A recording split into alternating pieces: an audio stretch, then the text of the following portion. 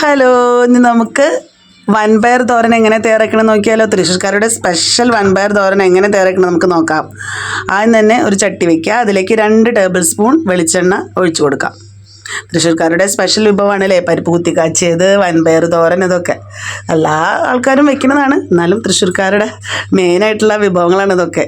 കഞ്ഞിക്ക് ഇതൊക്കെയാണ് ആൾക്കാർ കഴിക്കുക. ഇനി നമ്മൾ അതിലേക്ക് വെളിച്ചെണ്ണയൊക്കെ ചൂടായിട്ടുണ്ട്, അതിലേക്ക് 1 ടീസ്പൂൺ കടുകിട്ട് കൊടുത്തതിന് ശേഷം കടുകൊക്കെ ഒന്ന് പൊട്ടി വരട്ടെ കേട്ടോ.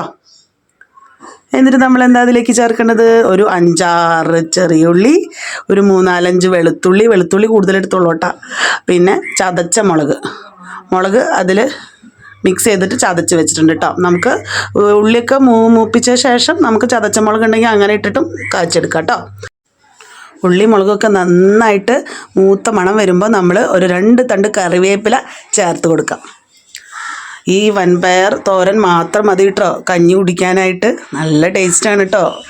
എൻ്റെ മക്കൾക്കൊക്കെ വളരെ ഇഷ്ടമാണ്, മക്കൾക്ക് മാത്രമല്ല എല്ലാവർക്കും ഇഷ്ടമാണ് വൻപയർ തോരൻ. നമ്മൾ നന്നായിട്ട് മൂത്ത മണം വരും കേട്ടോ. ഉള്ളി മുളകൊക്കെ ഒന്ന് മൂത്ത് വന്നാൽ നമ്മളതിലേക്ക് 2 പിടി നാളികേരം ചിരവിയത് ഇട്ട് കൊടുക്കാം കേട്ടോ.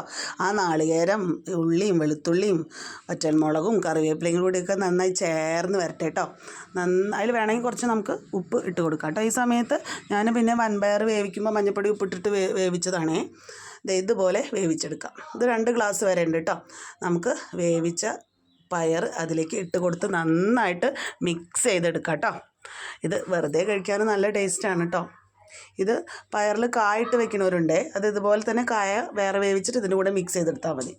അങ്ങനെ നമ്മളെ ടേസ്റ്റി ആയിട്ടുള്ള വൻപയർ തോരൻ റെഡി ആയിട്ടുണ്ട്. എല്ലാവരും ട്രൈ ചെയ്യണേ.